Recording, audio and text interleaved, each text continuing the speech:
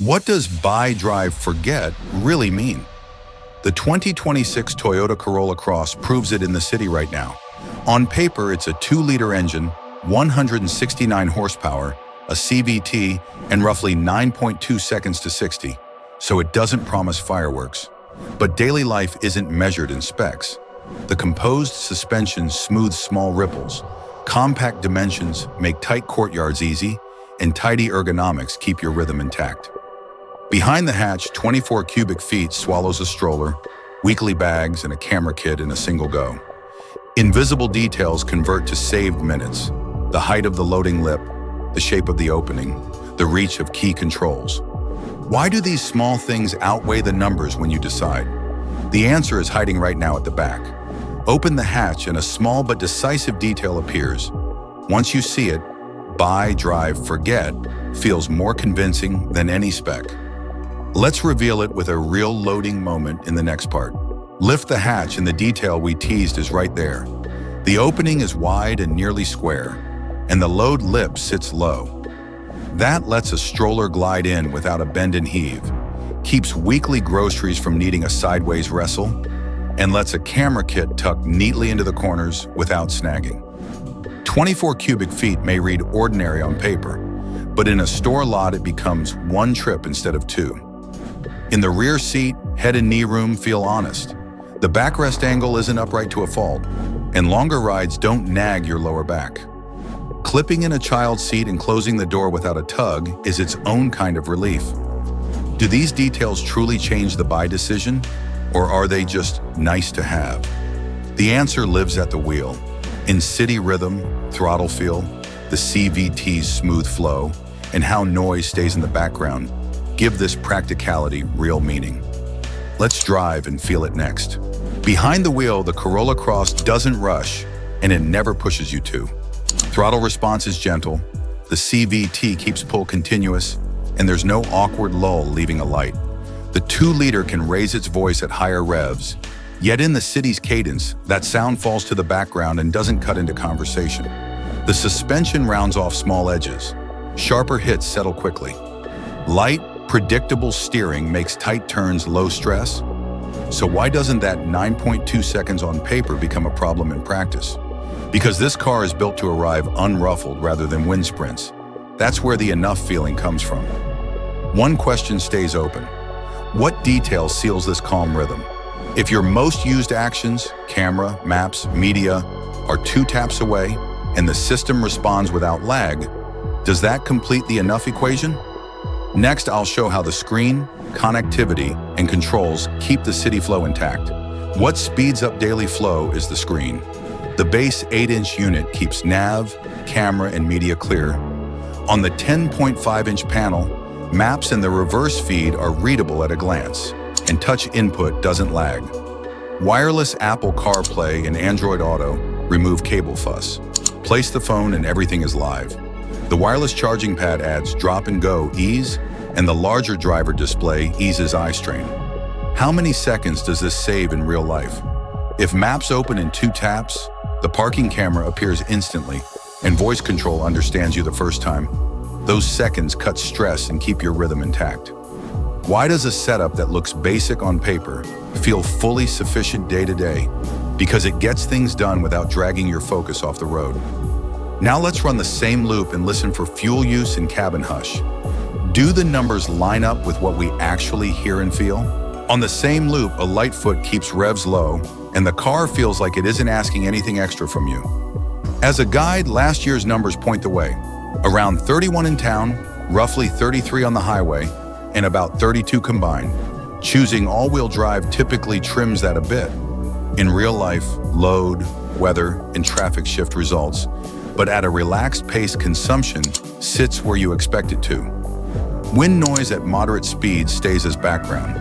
Tire hum is a thin layer. On coarse pavement, there's a brief rumble, then calm returns. Push the pedal and the 4-cylinder raises its voice for a moment, but it doesn't drone inside the cabin. The takeaway, an easygoing daily companion for both your wallet and your nerves. And there's another reason it feels this relaxed: the helping hand you sense behind the wheel. Next, let's see what that help quietly takes over for you in the city. On a normal route, the most useful helpers are the ones you don't notice. In sudden city stops, automatic braking sees a pedestrian or car ahead, warns you, and, if needed, stops the vehicle. When you drift, gentle steering nudges you back into the lane. By day's end, those tiny corrections quietly reduce fatigue.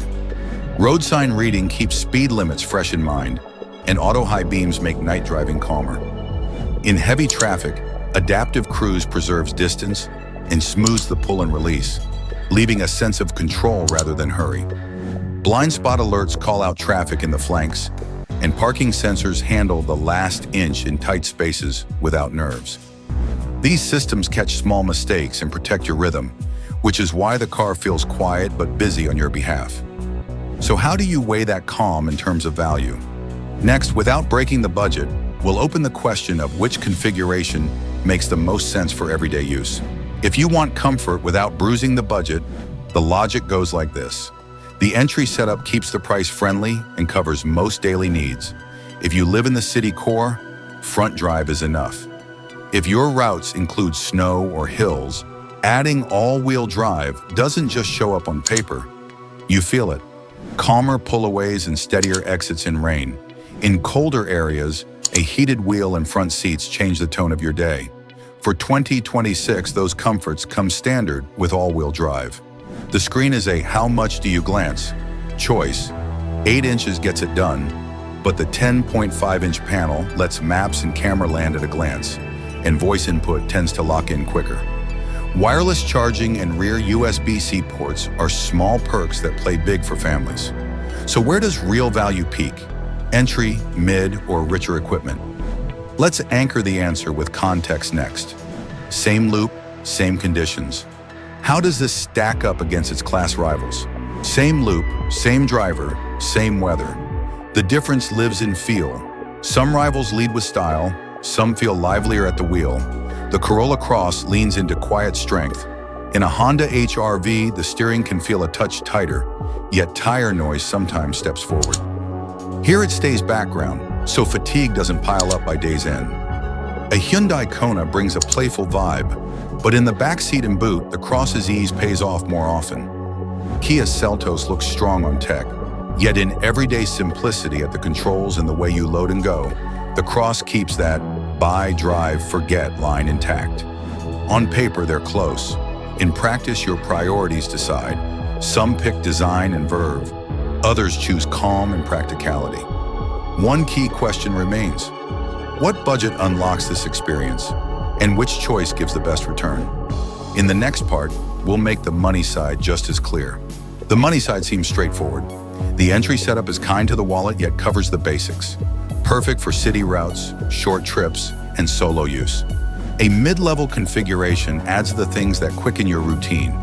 A larger screen, finer seat adjustments, small ease-of-use touches that cement the buy, drive, forget feel. With all-wheel drive, you pay more, but you gain calmer pullaways in rain, surer footing on inclines, and seasonal peace of mind. In colder climates, heating elements change your mornings. In town, wireless pairing and a fast camera handoff give you a few seconds back at every parking maneuver. What about ongoing costs, fuel variance, insurance, scheduled service? Do they tilt the balance? This is where the sheet and the seat meet. Next, let's pin down the configuration that returns the most for the money and lock the choice with a short buy-skip frame so the decision becomes effortless. Same route, same driver, same needs. Here's the clean way to lock the choice. Start cost-friendly, add only what you'll use daily. In a mild climate and mostly urban routine, front drive with the basic 8-inch screen gets the job done. Pair your phone wirelessly and go.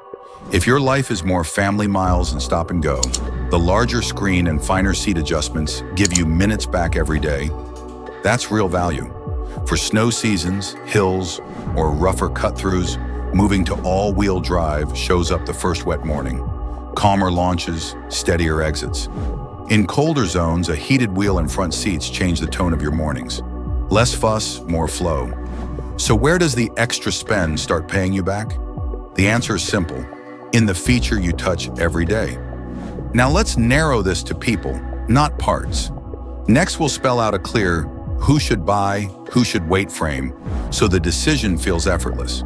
If your daily life calls for buy, drive, forget, calm manners and real-world practicality, this car fits like a glove.